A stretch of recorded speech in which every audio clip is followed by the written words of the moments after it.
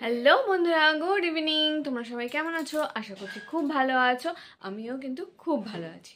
So তোমাদের সকলকে Riaz dream ওয়ার্ল্ডে আরও একটা নতুন ব্লগে স্বাগত জানিয়ে আজকের ব্লগটা স্টার্ট করছি। আজকে ঠিক একটা ব্লগ নয়, আজকে তোমাদের সাথে একটা কিছু শেয়ার করব। সেটা হচ্ছে আজকে আমি আমার ফ্রিজটাকে ক্লিন করব। আমি আমার বাড়ির ফ্রিজটাকে কিভাবে ক্লিন করি সেটা আজকে আমি তোমাদের সামনে তুলে ধরবো। তো চলো ভিডিওটা স্টার্ট করা যাক। তো তো চলো ফার্স্টে আগে ক্যামেরাটা সেট করে নিই।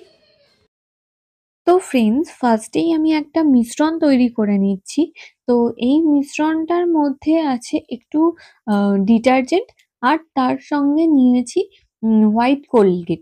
ডিটারজেন্টের পরিমাণটা যৎসামান্য একটু কম, কিন্তু কোলগেটের পরিমাণটা কিন্তু একটু বেশি। আর নিয়েছি তার মধ্যে একদম প্লেন ওয়াটার, প্লেন সাদা জল, কোনো রকম গরম জল কিন্তু আমি এতে অ্যাড করিনি।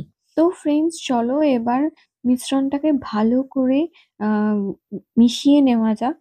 তো ফ্রেন্ডস, এবার আমি ফ্রিজটাকে পুরো ক্লিন করব। তার আগে আমি ফার্স্টেই ফ্রিজের প্লাগটাকে তার বোর্ড থেকে আলাদা করে নিচ্ছি। কারণ যত যাই হোক না কেন, যতই ফ্রিজে সুইচ দেওয়া না থাক, তাও বোর্ড থেকে প্লাগটাকে আলাদা করে নেবে তোমরা সবাই। কারণ যেহেতু জলের কাজ হবে পুরোটাই আমরা জল দিয়ে পরিষ্কার করব, সাবান জল পড়বে, যা মিশ্রণ তৈরি করছি সেই জল পড়বে। তো সেই কারণে ফার্স্টেই প্লাগটাকে খুলে নেওয়া শ্রেয়। তো এবার আমি ফ্রিজের প্রত্যেকটা পার্টসকে আলাদা করে নিচ্ছি। তো আলাদা করেই পরিষ্কার করব প্রত্যেকটা পার্টসকে। আর আরেকটা জিনিস বন্ধুরা, আমাদের এই ফ্রিজটা কিন্তু প্রায় 10 বছরের পুরনো। আর আমাদের এই ফ্রিজে কিছু কিছু পার্টস ভেঙে গেছে। তো সেইগুলো তো আর ঠিক করা পসিবল নয়। কারণ এই ফ্রিজটা অনেকবার আমাদের নতুন বাড়ি হওয়ার আগের যেহেতু, তো অনেকবার জায়গা বদল করা হয়েছে, নানান রকম ভাবে সরানো হয়েছে। তো সেই কারণে অনেকভাবেই ফ্রিজটা আঘাত খেয়েছে, অনেকভাবেই ফ্রিজটা ক্ষতিগ্রস্ত হয়েছে। তো চলো, আমি যে মিশ্রণটা তৈরি করেছিলাম সেই মিশ্রণটা দিয়ে এবার পুরো ফ্রিজটাকে ভালো করে ক্লিন করে নেওয়া যাক। তো দেখতেই পাচ্ছ আমি একটা ব্রাশ নিয়ে নিয়েছি।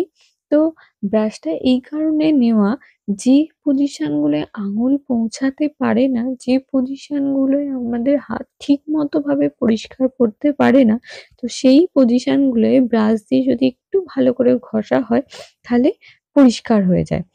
তো বন্ধুরা, আমি কিন্তু আমার সাধ্য মতো পরিষ্কার করার চেষ্টা করছিলাম। কারণ যেহেতু এই ফ্রিজটা অনেক দিনের পুরনো, তাই অনেক পজিশন কিন্তু অনেক জায়গা কিন্তু আমি অনেক চেষ্টা করেও তুলতে পারিনি। তো অনেক সিস্টেমেরও প্রবলেম হওয়ার কারণে আমাদের ফ্রিজটা অনেক বেশি পরিমাণে নোংরা হয়ে থাকে, অত্যাধিক নোংরা, যেটা তোমাদেরকে বলে বোঝাতে পারবো না। বলে কি, তোমরা নিজেরাই দেখতে পাচ্ছ যে কতটা পরিমাণে ফ্রিজটা নোংরা হয়ে আছে।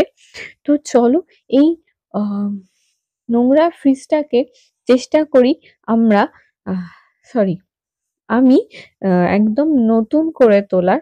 তো দেখতেই পাচ্ছ প্রত্যেকটা কোণকে আমি কিভাবে পরিষ্কার করছি, প্রত্যেকটা পজিশন চেষ্টা করছি।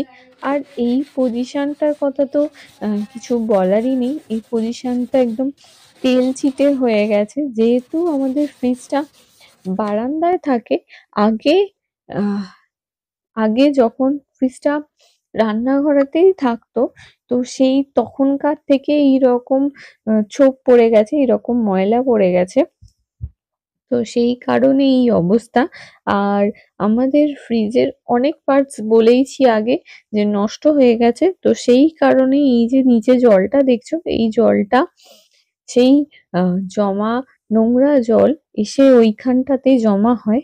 তবু চেষ্টা করি আমি ভালো করে পরিষ্কার করে নেওয়ার প্রত্যেকটা পার্টস, প্রত্যেকটা পজিশন। তো যে পজিশন গুলো তো তোমাদের বলছি, হাত পৌঁছায় না আমি সেই পজিশনগুলো ভালো করে ব্রাশ দিয়ে ঘষে তোলার চেষ্টা করি। একটা জিনিস বন্ধুরা তোমাদের সাথে শেয়ার করি, সেটা হচ্ছে আমি কিন্তু কোলগেট ইউজ করেছি। কেন কোলগেট ইউজ করেছি তোমরা কি জানো? কোলগেটের কিন্তু অনেক গুণাগুণ আছে। কোলগেট, বিশেষ করে কোলগেট যদি আমরা সাদা শাঁখা যেহেতু আমাদের সাদা, তাতে যদি লাগিয়ে ২ ঘন্টা ছেড়ে দিই, ২ ঘন্টা পর যদি একটু ব্রাশ দিয়ে ঘষে নিই, আমাদের শাঁখাটা কিন্তু চকচক করে।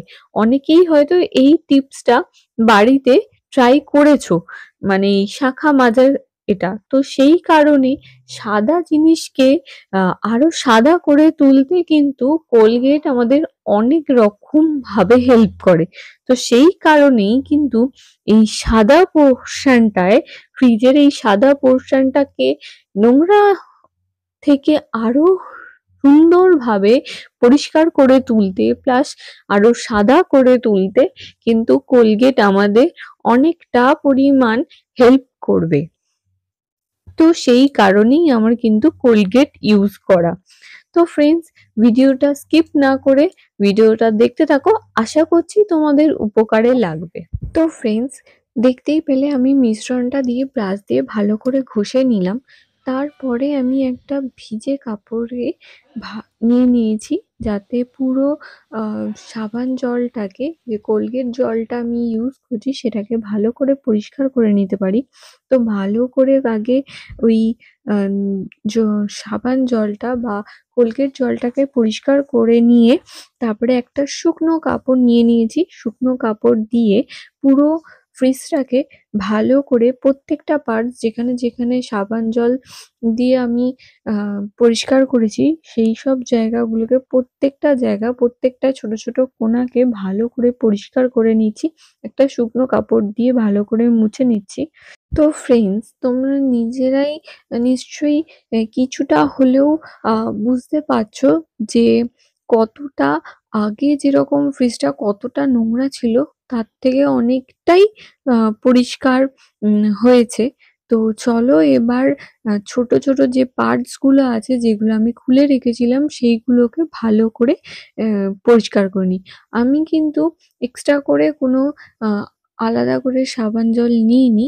আমি কিন্তু ওই কোলগেট দেওয়া জলটাতেই ভালো করে বাকি পার্টস গুলোকেও, যেগুলো আমি খুলে রেখেছিলাম, সেগুলোকে ভালো করে পরিষ্কার করে নিচ্ছি। তাতেও তো অনেক রকম ভাবে ময়লা জমে আছে, তাই ছোট পার্টস গুলোকে ভালো করে আমি পরিষ্কার করে নিচ্ছি। তো ফ্রেন্ডস, ভিডিওটা তোমরা দেখতে থাকো, সঙ্গে থাকো। তো ফ্রেন্ডস, আমি কিন্তু আমার এই ফ্রিজ পরিষ্কার করার কাজটা সন্ধ্যেবেলা থেকে শুরু করেছিলাম। কারণ সকালবেলার দিকে না আমার একদমই সময় হয় না ফ্রিজ পরিষ্কার করার। কারণ সারাদিন ধরো বাড়ির কাজ থাকে, তারপরে তাতানকে সামলানো থাকে, ওকে খাওয়ানো, এই নানান রকম কাজের মাঝখানে ফ্রিজটা আমার প্রায় বেশ কদিন ধরে পরিষ্কার করব করে হয়ে ওঠা হচ্ছিল না। তো সেই কারণে আ আজকে একদম ডিসাইড করে নিয়েছিলাম যে না, আ আজকে ফ্রিজটা পরিষ্কার করতেই হবে। তাই সন্ধেবেলাতেই আমি আ ফ্রিজ পরিষ্কার করতে বসে পড়েছিলাম। তো বন্ধুরা দেখো, তোমাদের সাথে গল্প করতে আমার আ সব পার্টস গুলোই মোটামুটি পরিষ্কার করা হয়ে গেছে। এবার আমি ভালো করে পরিষ্কার জল দিয়ে ধুয়ে নিচ্ছি প্রত্যেকটা পার্টস। আমি যদি এই উম ফ্রিজ পরিষ্কারটা যদি সকালের দিকে করতাম, তাহলে একটু রোদ্দুরে এই পার্টস গুলো দিলেই তাড়াতাড়ি পার্টস গুলো খুব ভালোভাবে শুকিয়ে যেত। কিন্তু কিছু তো করার নেই। যেহেতু আমি সন্ধ্যাবেলায় করছি, তাই এমনিই জল ঝরতে দিয়ে দিলাম। তা জল ঝরতে আমি এই বাইরেটাও ভালো করে ক্লিন করে নিই। ভেতরটা যখন খুব সুন্দর করে ক্লিন করলাম, বাইরেটাও ক্লিন করবো না, সেটা কিরকম হয়?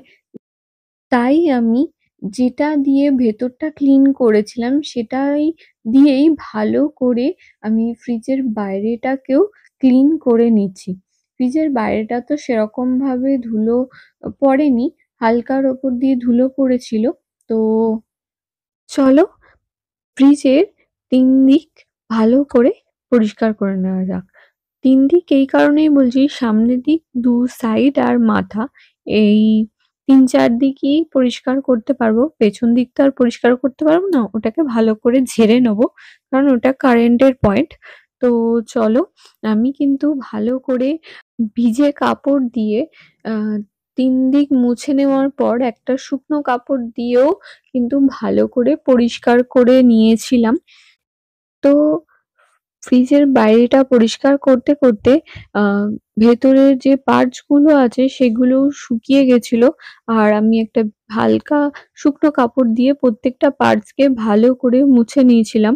মুছে নেওয়ার পর প্রত্যেকটা পার্টস কে এবার আ লাগিয়ে দিচ্ছি ফ্রিজের মধ্যে ভালো করে। তো ফ্রেন্ডস, আমার এই ছোট্ট ভিডিওটা তোমাদের কেমন লাগলো আমাকে কমেন্ট বক্সে জানিও। আশা করছি তোমাদের হেল্প করবে এই ভিডিওটা। আশা করছি তোমাদের ভালো লাগবে ভিডিওটা দেখে। তো আজকের এই ভিডিওটা উম এখানেই এন্ড করছি। দেখা হচ্ছে নেক্সট ভিডিওয়।